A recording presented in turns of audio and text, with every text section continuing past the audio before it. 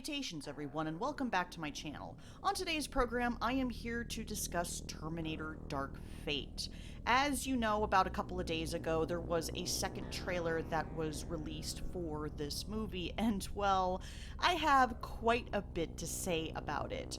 First of all, I do consider myself a fan of the Terminator films. Well, mainly of the first two Terminator movies, and to a lesser extent, Terminator 3. I love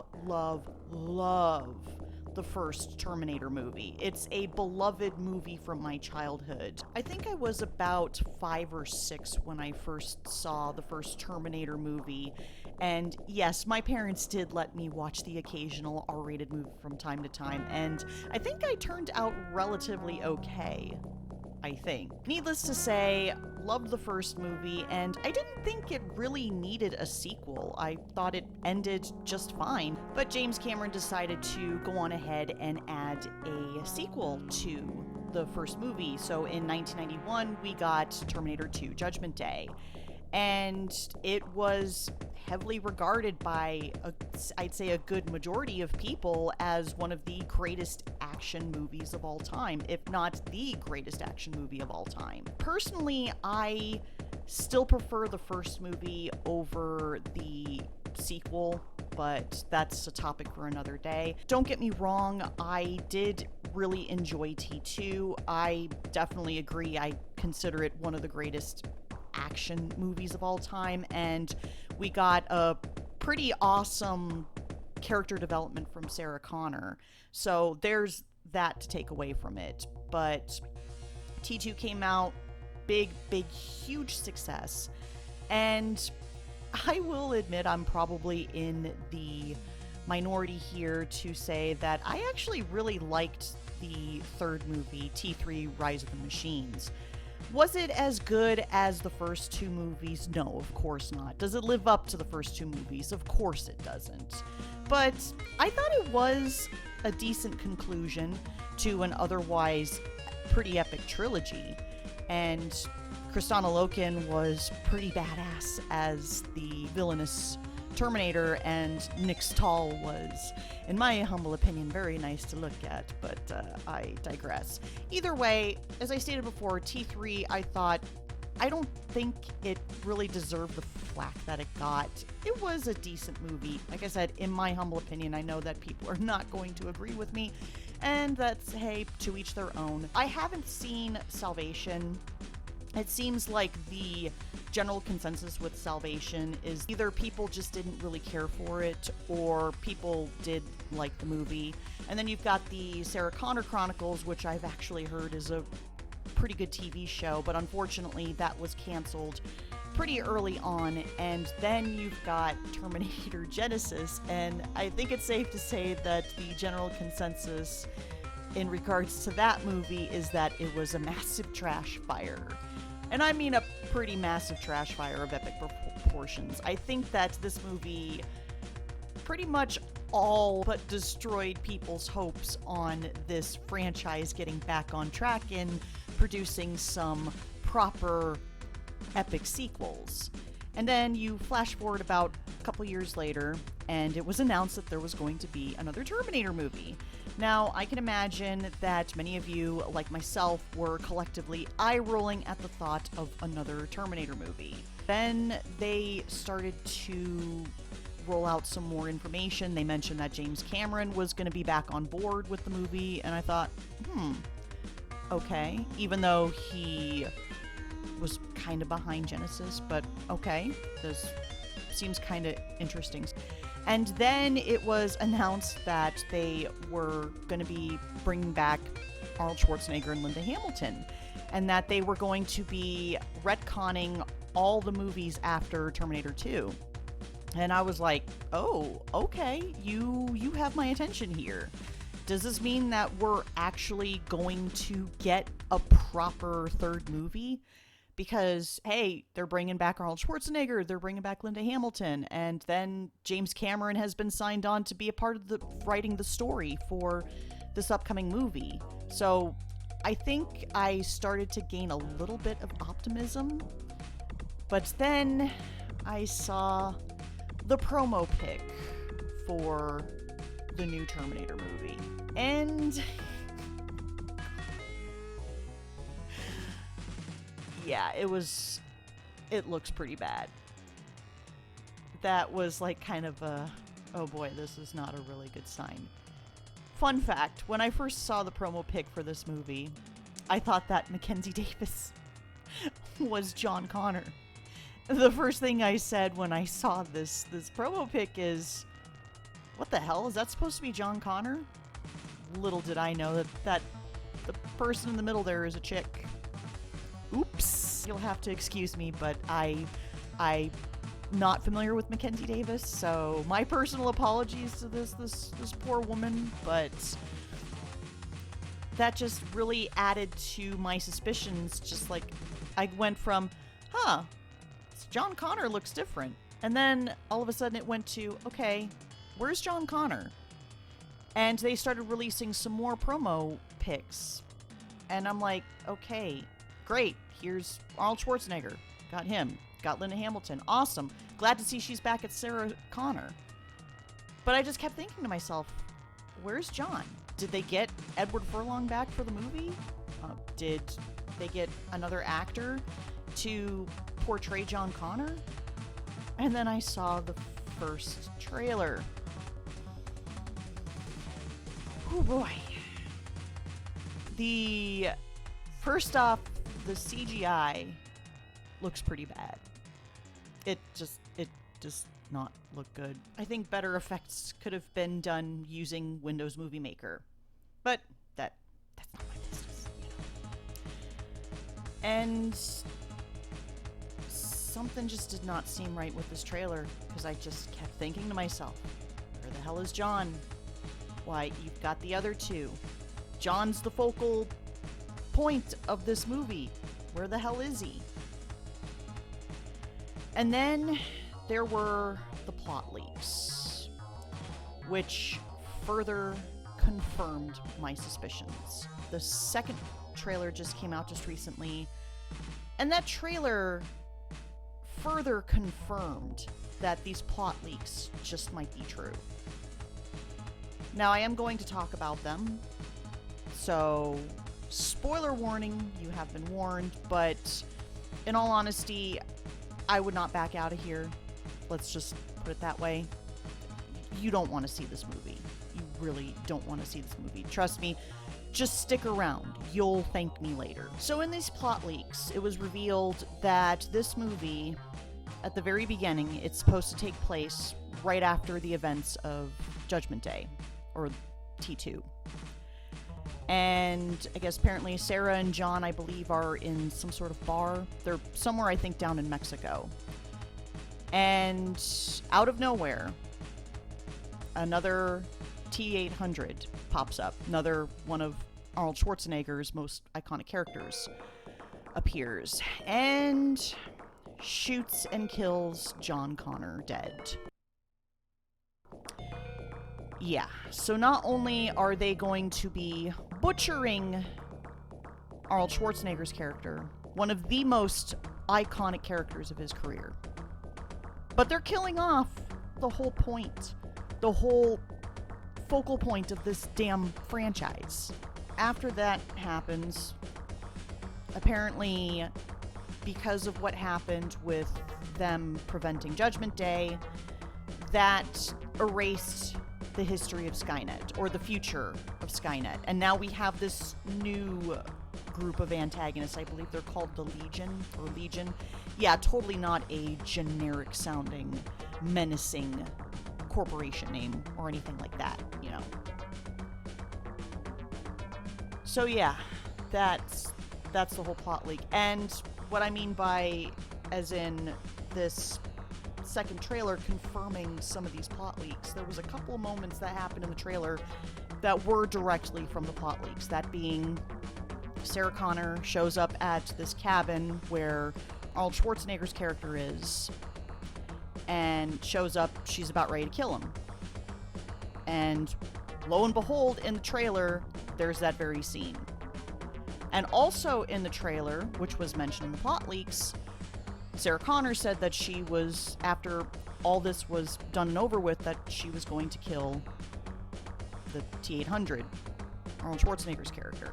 And as it turns out in this trailer, at least it confirms the other plot leak that, yeah, they're killing off John Connor, and they're making this girl, Dani Ramos, Natalia Reyes' character, they're making her or at least they're propping her up to be the future leader of the Resistance. Even though, at this point, does the Resistance even exist in this future?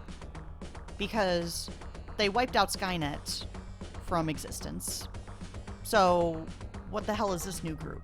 In the trailer, this one other Terminator character that Mackenzie Davis is portraying, she comes back and she gets into, obviously, there's confrontation between her and Sarah Connor, and she said that because of what Sarah did in preventing Judgment Day, that caused this issue to happen where it changed their fate. I would be really cool with this storyline if it was set in an alternate timeline. I think that would have been an acceptable, and it would have been an intriguing storyline to include, as long as if it's in an alternate timeline. But the problem is that the powers that be are trying to prop up this movie as it being canon to the first two movies. I'd like to ask those writers, which, funny enough, there's 6 writers involved with this movie. And I think 2 other people in the screenplay. I don't know. It's a pretty big clusterfuck as far as how many people are involved in the writing of this movie. I have a question to ask them. Have you guys even seen the first movie? Because think about it here. You're saying that this movie, how this storyline is set up with this new group that Mackenzie Davis is a part of, how now, because of what Sarah Connor did, never mind the fact that other people helped her in stopping Judgment Day, but that's none of my business. So, you mean to tell me that this whole story arc is a part canon?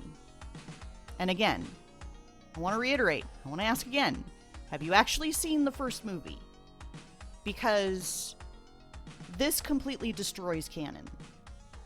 By killing off John Connor, by erasing Skynet, by propping up this new person as the leader of the Resistance, you didn't just destroy, or you didn't just retcon T3 onward.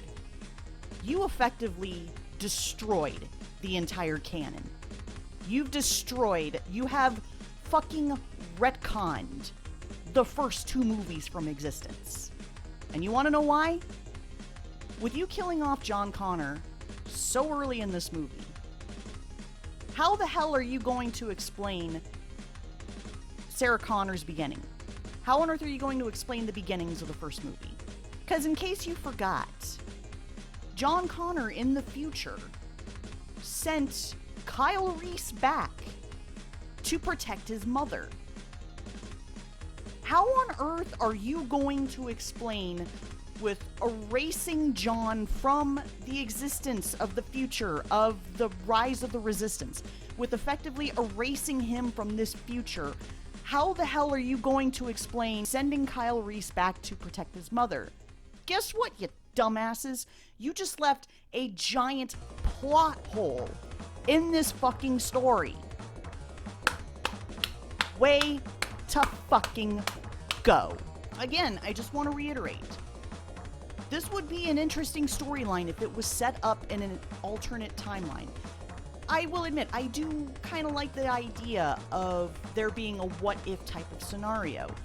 Again, if this was an alternate timeline. But no, you are trying to include this story a part of the Terminator canon, which, guess what? It completely contradicts the canon. If you actually paid a fucking attention to the first movie. And then, of course, we've got Tim Miller's glorious hot take about people who have criticized Mackenzie Davis's character.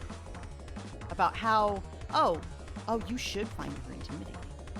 Because Because otherwise, if you don't, you're just a misogynist. Hey, I've got news for you, Timmy boy. You can kiss my big white pasty booty, first off. Secondly, I've got news for you. No, she's not intimidating. She's not intimidating in the slightest. I see her coming towards me. I'm gonna think, oh dear, she's gonna want to talk to my manager, isn't she? No. If you want intimidating female characters, look at Vasquez from Aliens. That is an intimidating character. And an intimidating badass character on top of that.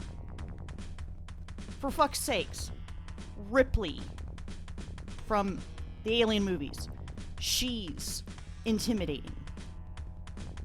And you know what? Even Sarah Connor. Sarah Connor was pretty damn intimidating in Judgment Day. But no, this chick is not. This person you've got for this movie, no. Yeah. And as a female myself, no, she's not intimidating. In the absolute slightest, she's not intimidating. And guess what, Timmy boy? Just because people have criticized your movie does not give you the right to call people toxic, misogynist, racist, man babies, basement dwellers, cousin humpers. It does not give you that right. Well, it does give you that right, but be prepared to get verbally smacked down. Especially from women like me, who happen to love the first Terminator movies. This really is a slap in the face. It actually is a slap in the face to women like me, who have been a fan of the movies from the very beginning. And you're gonna come out here and say that, oh, well, yeah, you're just sexist because you can't accept this character. And I've got news for you, Timmy boy. You don't want to piss off your fans. Go ask Paul Feig. Because they tried that with Ghostbusters 2016. Yeah. Didn't work out so well for them. And just a little friendly reminder to you. We don't care what the color of the character's skin is, what their race is, what their sexual preference is. We care about good storytelling.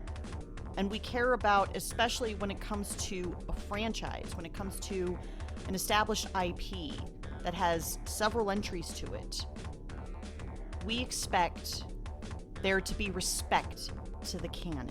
And I want to make this abundantly clear. I am perfectly cool with the idea of bringing on a female character, especially a female soldier, into the mix. And it just makes me sad to think that what could have been if you bring this type of character on and have this character interact with John Connor.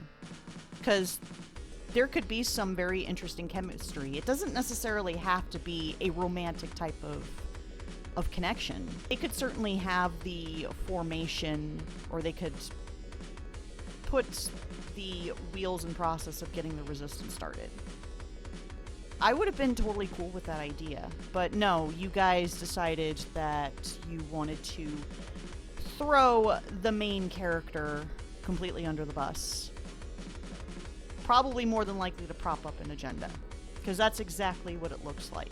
Now, I'm sure you all are probably thinking, but Lindsay, James Cameron said at San Diego Comic-Con that Edward Furlong was going to be coming back to reprise his role. And quite frankly, I really don't care, because they should have brought him back from the very beginning, when they first started going into filming. Because this, to me, just sounds like as if the powers that be know that they have a potential disaster on their hands, and they're doing whatever it takes to try to get butts in seats for this movie. So I'm not really taking the bait. To me, this is bait. It is, in my humble opinion. Now, this could go either one of two ways. They truly are bringing John Connor back into the fold, which I don't know how, because if those plot leaks are true, which Again, I'm 99.7% certain that they are true. How the hell are they going to incorporate him into the story? I have no idea, which leads me to believe, especially with the numerous writers on this movie, this leads me to believe that this is going to be a narrative disaster. So good luck trying to bring him back into the movie. Or they're going to use Edward Furlong's likeness and de-age him and put his face onto the kid that's playing the young John Connor. Because there was a picture of a kid that was on set, and he looked just like a young John Connor. So it's going to be one of those two possibilities, and I have a strong feeling it's probably going to be more of the latter than the former. So again, this whole revelation is bait. To me, it's bait. And it still has not increased any interest for me in going to see this movie. Before I go here, there was something else that I wanted to add. To me, with this possible, well, not possible, I'm pretty sure this is going to be a disastrous movie. What really is a metaphorical kick in the balls, or to add insult to injury, is that one of the names attached to the story team is James Cameron. That's right. The man who is the architect for this franchise, for this series. The man who had built Terminator from the ground up is a part of the story group. So basically, he's perfectly content in, not just content really, but assisting in the destruction of his own creation. And I know that he's been on board with Genesis. I know he's promoted that movie, but this time he's actually a part of the creative team for this movie. And this is just further proof to me that he can no longer be taken seriously as a filmmaker. Sorry, James, but you kind of lucked out on this one. And bravo in the destruction of your own creation there. Now, I am curious to know what you guys think about this movie. Have you seen the trailers? Have you seen the promos? I just want to know, what are your thoughts on this, especially if you are a fan of Terminator in general. I'm curious to know exactly what you think about the direction that they want to take this franchise in. So definitely feel free to leave a comment down below, and until next time, dear friends, this is Cynical Lindsay, signing off.